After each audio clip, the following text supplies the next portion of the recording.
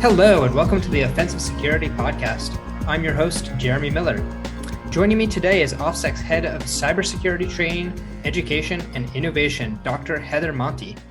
Heather has a diverse background in education, leadership, and technology. She's worked in all levels of education, from kindergarten all the way to doctoral. She started off as an elementary school computer science teacher and moved into other roles in STEM education, such as IT and cybersecurity professor, dean, and vice president. Heather, thank you so much for joining me today. Thank you for having me. I'm excited to be here. Yeah, it's awesome to have you. So we'll be talking a lot in this podcast about OffSec and education and training and all the interconnections there. But first, I'm hoping that you can tell our listeners a little bit about yourself and how you find yourself here at OffSec. What's been your journey to get here? Yes, it's been an interesting journey for sure. When I was a little kid, I was like, growing up, I was going to either be an airline pilot or I wanted to be a teacher. Like that was just sort of, those are one of the two things that I was going to do. So everything I kind of did was just related to achieving that particular goal. When I was 19 years old, I started taking flying lessons, and I fully had the idea to become an airline pilot. But I was working on this computer science degree was sort of my backup plan.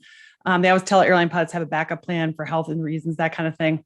Y2K was going on. If you remember, if those of you that are old enough, remember, the 4-digit year, that kind of thing. And so there was a lot of opportunities in tech. And after 9/11 happened, the airline industry tanked. So I decided to go down the tech route. And I actually really enjoyed teaching. I learned through flight instructing that I really enjoyed teaching. So I got a job as a kindergarten through 5th grade computer science teacher, which was probably one of the funnest jobs I've ever had. I was teaching little kids how to use the mouse, teaching kindergartners how to use the mouse. That was literally the sickest I've ever been in my life, was teaching kindergartners how to use computers, because they have germs and it's all over the keyboards. And it was not fun, but I really enjoyed that piece to it. So, but I found my way into higher ed shortly thereafter. So I found that I really like working with adults. I really like helping people achieve their goals and accelerate their career paths. And so because I have this tech background, I kind of merged the two between tech and education, and found myself as a faculty member at various colleges, universities. I spent some time as a dean, as a vice president. And so I learned a lot about how to scale an education company or a program. I learned a lot about how, the market and how to help people achieve their goals, and to really just, help people figure out what it is that they want to do next in their life, whether you're 18 years old or 50 years old, and let's put a plan forward. Wow. Yeah, that's a pretty impressive CV. It's really great to have you here at OffSec and to bring all your experience to the table in terms of improving how we do innovation and training here. So like I said, we're going to talk a lot about training, about learning and education in this podcast. But before we do, let's just try to talk a little bit about OffSec and the growth happening here. What can you tell our listeners about some of the cool going-ons coming down the pipeline at OffSec? Yeah, so OffSec is very much dedicated to helping colleges and universities throughout the world take our content and integrate it into their courses. And so because of my experience in both IT and security, but also on the administrative side at a higher education institution, and just understanding, the nuances that is of higher ed. Where I come in then is I'm helping OffSec to take our content, our products, and make them such in a way that works very well in an academic institution, so that we can get our content and our information out to more and more people. So, we've got a lot of opportunities for individuals to go through our courses and to take our content and to take some of the exams. But now what we want to do is we want to get into more and more colleges, community colleges, universities, even working with companies that are, like the boot camp companies, that they're offering some shorter trainings versus, a bachelor's program or something like that. So that's where I'll be coming in, is to help OffSec in that area. So that is one area that OffSec is really, really committed to. And I'm very excited to be here to help make that happen. I want to dig down, Heather, into the nuances of a more traditional type of academic learning environment compared to what OffSec has traditionally done. As an ex-OffSec student myself, as an alumni, OffSec's material is traditionally very individualistic, very modular. The student is expected to go through it mostly on their own, with a very self-paced sort of hands-on environment. And from what I understand of the academic world, the type of learning done there is much more group-oriented, much more focused and directed by an instructor. How do you see OffSec's material, and how do you see the path towards bridging these two different types of pedagogies? Absolutely. So, in the academic setting, you have industry advisors. So every college, every university, they have a group of people that they'll come in and say, these are the things that you need to be teaching your students so that when they graduate from your program, we'll hire them. Mm-hmm. And one of the biggest things you'll hear is the ability to work on a team and to work in groups. And so what a lot of universities have done is just built that into their programs, that students have to do group projects.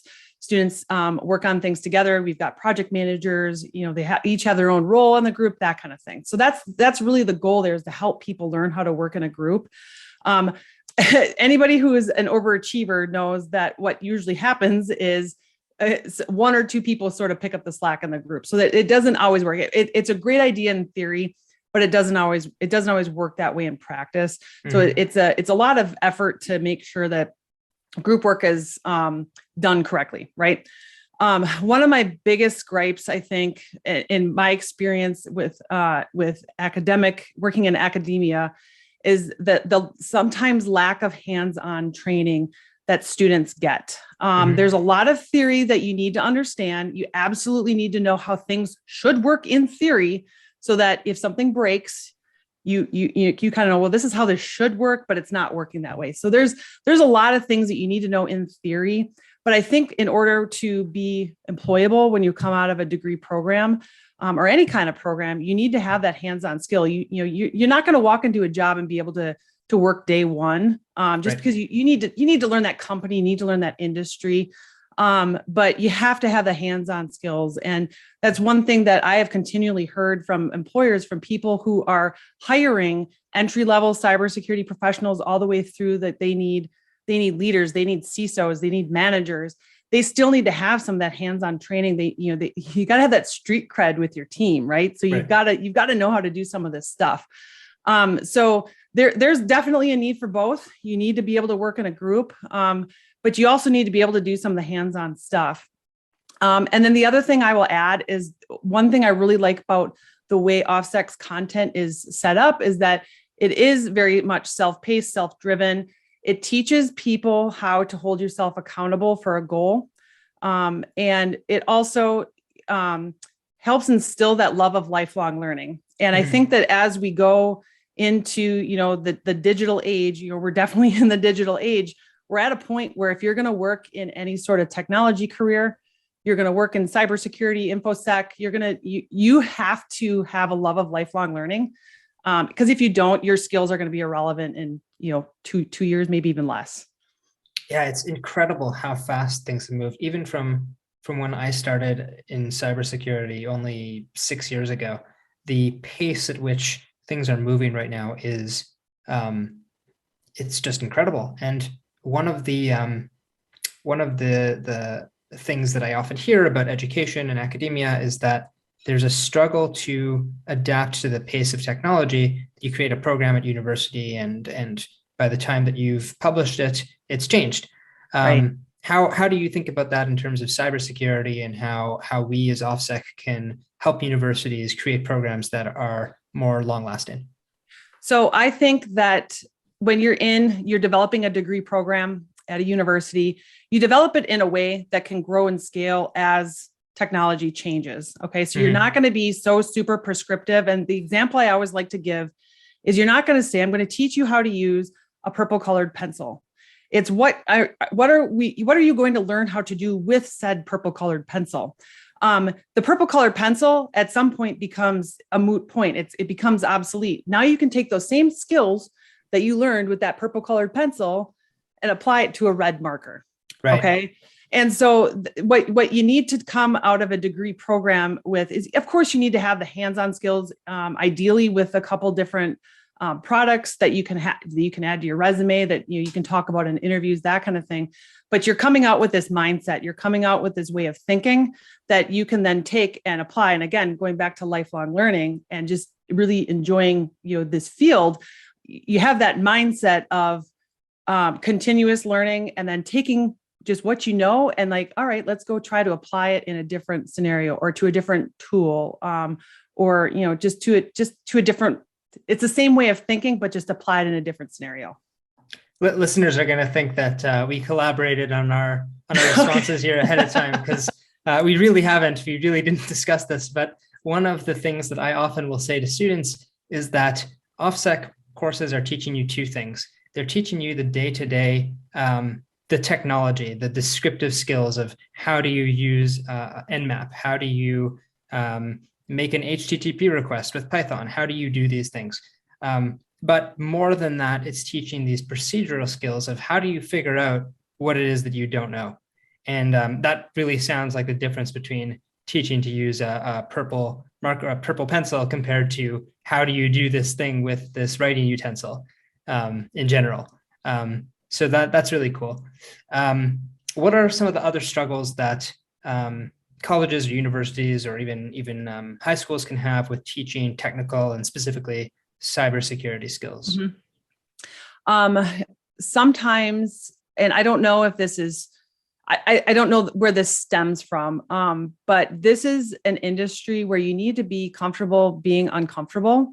Yes. And you're not always going to know the answer. And, there's sometimes when a professor is up in front of the class and a student asks a question and the professor doesn't know the answer, it's handled in one of two ways sometimes. Usually it's the professor says, I don't know, let's go figure it out, which should be the way that we do it. But then sometimes you have this, they try to, maybe give an answer because they don't want to be seen as like this fraud or this imposter in front of the classroom, right? But what I think is that's really a good opportunity for professors to instill in the students, regardless of their age, that it's okay to not know everything. And I don't care how many letters and acronyms you have after your name. It's impossible to know everything in this field, and just be okay with that. And just know that, if you're in a meeting with your CEO, you're in a meeting with your CISO, your CIO, and they ask you a question, of course, you want to prepare for your meetings and, have responses ready to things that you think that they're going to ask you. But if you don't know the answer to something, it's totally okay to say you don't know. And that's another area that I think that we as technology and security professionals can just get a little better at, is just being comfortable, getting uncomfortable, right? Yeah. And saying like, it's okay. It's okay. It's not the end of the world. We have this Google machine that, can help us figure some of these things out. And it's okay. Yeah. I'm going to go off maybe on a little bit of a tangent here. Maybe not, we'll see. So I think what you're saying about discomfort with uncomfort is extremely apt for technology in general, but security in particular, because if we knew everything there was to know about a machine or a network, then there wouldn't be any need for security at all. It would already be secure. In other words, the reason why security is necessary is because there must be something that we don't know. In other words, that there might be an exploit possible, there might be a misconfiguration, there might be a password that's too easy to crack. But if we knew all this stuff, then it would be easy to solve. So, I like that perspective. That's great. Yeah. So that was something that one of my mentors at OffSec taught me a long time ago. One of the struggles that we have, even as student admins helping our students as community members, is giving students the keys to understanding that and to accepting it. How do you think students either in higher ed or normal like OffSec students who aren't necessarily part of an affiliation, how can we give students the keys to becoming more comfortable with discomfort? I think it starts with creating a safe learning environment, and making sure that that everybody knows it's okay to ask questions, no matter how silly you might think the question is, because if you have the question, somebody else probably has the same question and is too afraid to ask. Yeah. So I really think it's on, whoever's leading the training or the course, if it's a professor, if it's, somebody doing a webinar, it doesn't matter who it is, whoever's leading that really needs to make sure that everybody understands that it's a safe learning environment.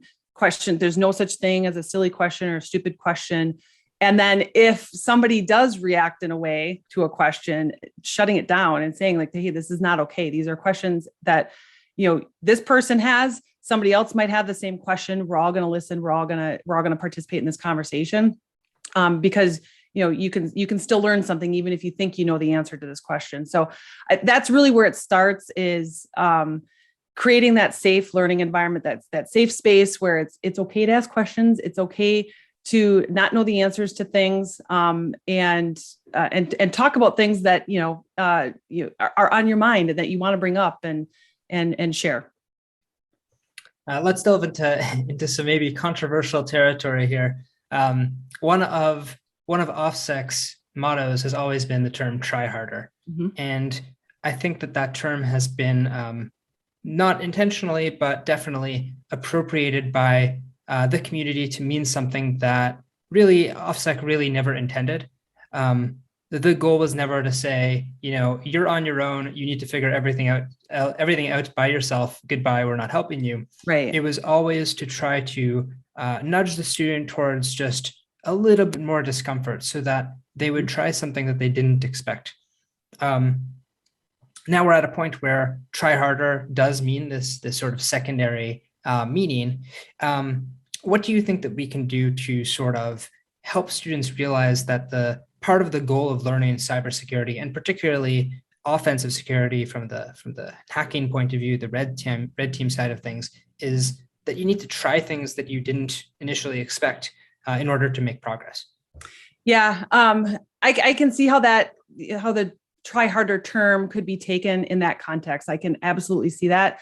It's definitely not meant that way. I think of it like in anything that you do, if you're just a little bit better than you were the day before, that's great. Like that's all we can really strive for as human beings. I do a lot of hiking, for example, and sometimes I have a terrible hike where I'm like, oh, this was rough. It was hard, but if I go look at my stats, I was maybe just a little tiny bit faster, or maybe I just went a little tiny bit longer. And it's just about pushing yourself, just stretching yourself beyond your limits. You don't want to, especially as a security professional, you don't want to take on projects that you're just way not qualified for. This is not your area of expertise. You've never worked in this area before. And it's unethical, I think, to say to somebody, I can lead this for you, right? Mm-hmm. When you have zero experience in that area, right? But there are also opportunities for you in your organization, in your training, wherever it is that you're working and practicing. There are opportunities for you to you find a project or find a problem or find something that you're working on and saying, I think I could probably handle this. I don't know the answer to it just yet, but I feel like I could probably handle that. And then you go and you try. And sometimes you may succeed, sometimes you may not, but you've pushed yourself just a little bit. And that's where I think the try harder comes in, is you're finding those opportunities to just stretch yourself just a little bit every single day. Yeah, from the attacker perspective, I like visualizing it like a map, like the amount of possible actions that you can take is really infinite. And some of those actions might resolve in either gathering useful information or even getting some compromise. And if you only stick to the actions that you know, then you're very limited in terms of what you can achieve. But if you go out of your comfort zone and try something that you didn't even expect yourself, like, oh, instead of a semicolon for this SQL injection, I'm going to try a random Chinese character and see what happens. Great, just try it. You never know what's going to happen because you don't know what you don't know. Exactly. And I think that's a really great point, that you don't know what you don't know. It's like the unknown unknowns kind of a thing. You don't know what you don't know. And by pushing yourself just a little bit, you start going, oh, there's this whole other thing that I don't know anything about, that I didn't know anything about previous to this. Right. Mm-hmm. And I think that, sometimes, I have a PhD, right? And so sometimes people think like you just know everything about everything, but really I've learned over the years of just how much you just don't know. Yeah. But I think that, by pushing yourself and trying harder, you become more aware of the things that you don't know. Yeah. I find that like when going into, learning different areas of technology that are not my background, having the PWK experience, the OSCP experience makes me realize like, whoa, like there's a lot to learn. There's a lot. Yeah. It goes back to what you were saying earlier. You can't learn or know everything because the progress of technology just moves faster than any one person can learn. Which brings up community. How do you see? You mentioned group work earlier. How do you see the sort of growth of not just a student, but a group of students together, either in an organization or part of a class? Given that we can't all learn everything, what are some of the ways that you would want to see organizations organize themselves so that to maximize and optimize student learning output? Yes. So that's a loaded question. I think that, so if I look at this from a management standpoint, so I also have some experience in corporate training. So working with corporate learning and development teams. So taking, an inventory of skills on a team and then figuring out where the gaps are, right? So I just want to sort of preface that for this, that I think, if I were talking to a security manager or an IT manager, any sort of technical manager, what I would say is, have an understanding, you take an inventory of the skills that your team has. You may not necessarily know everything about everything, right? So if you got somebody on your team that is really well versed in AI, and this person says on a scale of 1 to 5, I'm a 5 on AI, right? I'm writing papers, I'm giving presentations, I'm coming up with new technologies, I'm inventing things, I've got patents, like that would be a 5, right? But that manager might not know enough about AI to make that judgment call that this person, yes, they're a level 5 on right. AI, right? So what I would suggest is, if you're a manager and you've got a team of say 12 people, and you've got to figure out what kind of trainings your team needs, take a skills inventory of your team, have them rate themselves. It's totally fine to have them rate themselves. It's totally okay for you not to exactly know where their levels of abilities are.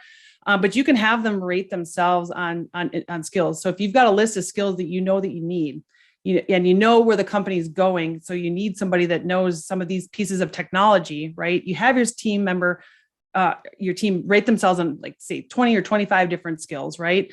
And then from there, you put it together into like a matrix where you can see where your gaps are.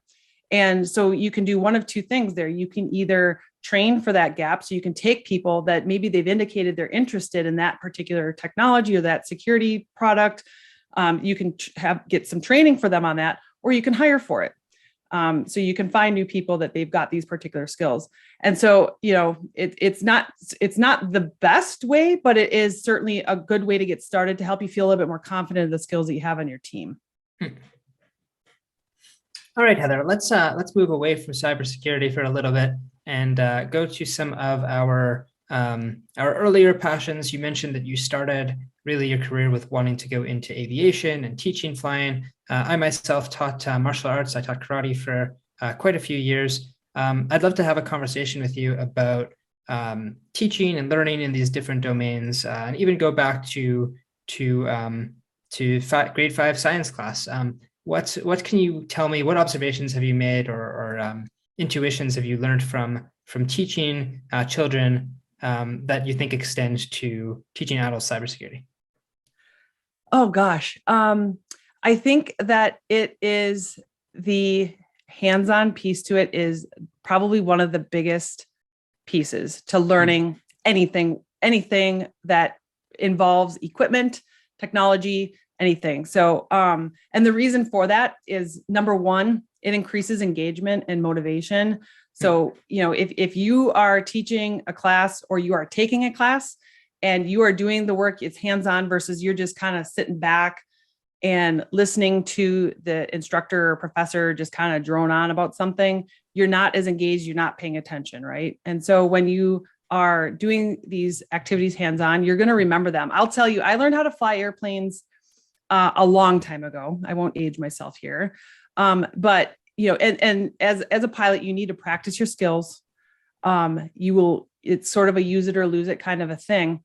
But there are things that they're obsolete now, especially with technology. There are things that are obsolete now, but I still remember how to use it. I still remember what to do, just because of all the hands-on and repetitive training that I had there. So I think like the hands-on piece of that's huge. It sort of ingrains it in your psyche, but then it also helps you stay motivated to keep learning. And it sort of just gives you that reason to keep going. So I know literally nothing about flying or learning flying. And I know nothing about martial arts. So, all right. So maybe you can answer this question. I'll try to answer the mirror question. What is, in your experience, what's the most challenging part or emotional part of learning flying and teaching flying? I imagine it to be at some point extremely scary because you're in the air moving at hundreds of kilometers an hour. Like that just sounds crazy to me. So how do you get from being like nice sitting down on my chair in the ground to like being in the air? Yes. I think probably one of the most, you use the word emotional. So I think probably one of the most memorable times in any pilot's life is, or their career as a pilot, is their first solo. And so what that is you're going up with a flight instructor. The flight instructor is sitting in the right seat with you, and they're teaching you everything that you've got to do. You're practicing emergency procedures and how to land and how to take off and all that stuff. But your first solo is you're up in the air all by yourself, and you look over to the right seat and there's nobody sitting over there. And you're like, oh my gosh, I'm in charge now. And so I think everybody remembers that. And I think that is something that when you do that really boosts your confidence, that you're like, yes, I can do this and I can go further and I can try harder. I can do a little bit more every day. I can do this skill. And I think that also applies to security in that same sense that, working with students who this is like their first foray into infosec, and they're going through their classes and they're just they're not sure of their level of ability just yet until they get onto a cybersecurity competition or they get an internship and they start taking what they've been learning and they're actually applying it and solving problems. I view that as sort of the same thing. It's like this rush of like, oh my gosh, I just did that. I just fixed this problem. For me, I feel like that's where the connection is. I'm curious to hear what you think the connection is there with martial arts. Yeah, I don't think there's ever a moment that's quite as extreme as, wow, suddenly I'm in the air and I'm all by myself. I'm like all tense just thinking about it. But I didn't mean to frighten you. All good. I think though that at a certain point, and I can only speak from my own experience learning and teaching. I've done karate and Brazilian jiu-jitsu myself. I think the first few times that you're actually fighting somebody, whether that's sparring or grappling or actually in a competition, probably more competition is where these emotions come out more, where you actually feel like you need to perform. At that moment, you're putting all your skills that you've learned to the test against somebody else who is ostensibly equally trying to put theirs to the test, and that conflict between two smart, capable individuals is what sort of fuels those emotions. And I think that for many, if you take two students who are competing for the first time and assume that they have equal skill, the student who is able to stay more composed and more aware of themselves and their emotions is likely going to be the one that prevails, just because they're able to sort of zone into what they're doing rather than being too focused on those emotions. And I think that there's there's definitely analogies between that and cybersecurity. At OffSec, we've observed that there's a whole bunch of OffSec people who are martial artists. I think that one of the analogies there is between sort of that feeling of like, what's the word, serenity, like feeling like, okay, I've prepared as much as I can, I know what I know, and now I have this engagement, and either I'm going to hack the machines and find all the vulnerabilities, or I'm not, because I don't have all the knowledge that I need to do so. And just coming to terms with that and accepting that, I think that's where the analogy lies in my head. Yeah, I like that where you said you just come to terms with that. You've done all that you can do to prepare, and you know what you know, and you sometimes know what you don't know, but either you're going to do it or you're not going to do it, right? And I think that that's really important for anybody learning how to do anything. Like you get to a certain point where it's like you've done all the training, you've done all the work. It's time to go apply it. It's time to go do it. It's time to go actually like sit down and do the work, and don't get stuck in this. I'm not ready. I'm not ready. I'm not ready. I'm not ready. You're ready. Just go do it. Yeah. And if you're not, then afterwards you'll sit back and you'll learn, and you'll go back and you'll say, oh, what could I have done differently? What should I prepare for next time? This is a different domain, but in chess, I'm not a chess player, but a good friend of mine is a very good chess player. And he always says that in the midst of a game, it's not the time to try to improve. In the midst of the game, right, you want to do what you prepared for, and you want to execute your plan, and you want to try to beat your opponent. And then later you're going to look at the game and you'll see, hey, what could I have done differently? And back to pen testing again, because that's what I'm familiar with. If you're working on a box and a machine, and you've set yourself an arbitrary limit, say you want to work for 5 hours, try the best that you can to do that. And then after those 5 hours, you can look at what you've done and analyze it and consider it. But in the moment, try to execute your goal. Right. Yeah. And I think, that goes with any competitive sport is, you're not trying out new stuff during the game. You're practicing all that stuff, prior to the game. You're working with coaches and you're doing the drills and everything, and you're practicing all that stuff. And now you're going to the game and you're applying it. It's time. Yeah. Right. Same thing with flying airplanes is, you practice emergency procedures all the time. You need to know, them like the back of your hand, that if the engine quits, you got a prop in front of you that's not moving, you got an engine fire, you got to get that airplane down on the ground as fast as possible. You practice all that stuff before that actually happens, so that when it happens, it's just instinctual, and you go and you just go do it.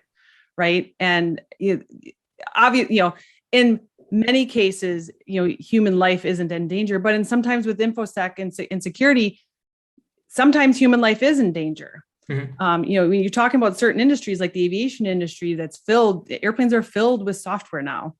And even thinking about things like in healthcare, where there's medical devices that are, they're connected now. They're connected to the internet through 5G and wireless. And, now we're talking about human life here. So when you've got these things that you're good at, and you practice them and you practice them and you practice them, that when the time comes that you need to use it, and it's imperative that you do it and do it quickly, you just do it. It's like I said earlier, just kind of ingrained in your psyche, and you go do it.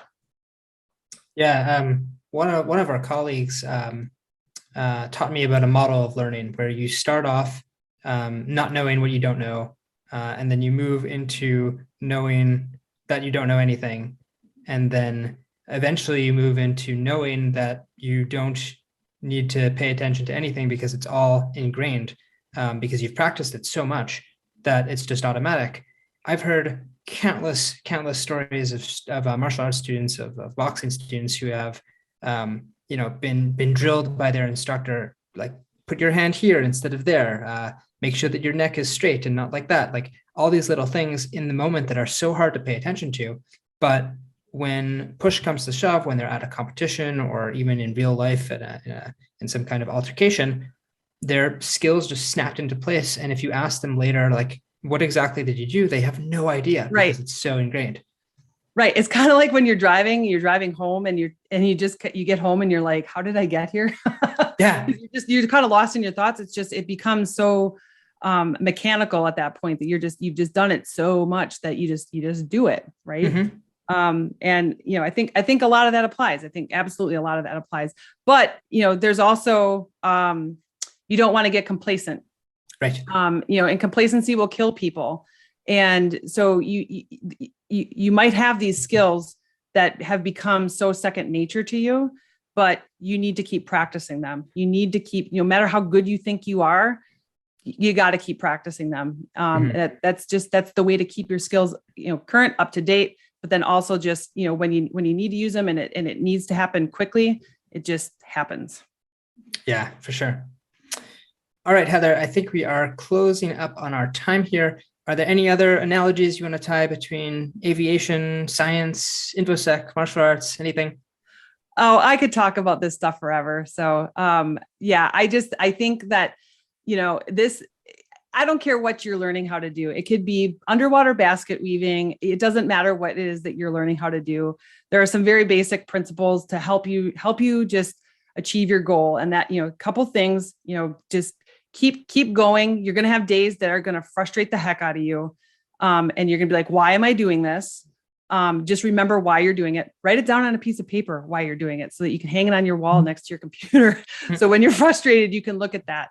And, really just stay focused, keep your eye on the prize, and keep doing the work, push yourself, and just keep doing the work. I like that. Keep doing the work. I'm sure that's a message that will resonate with a lot of our community. Speaking of community, you can join us on Discord. We'd love to continue the conversation there. You can find us both there. So feel free to reach out anytime. This has been Jeremy and Heather with the OffSec podcast. Thank you for joining us. Thank you.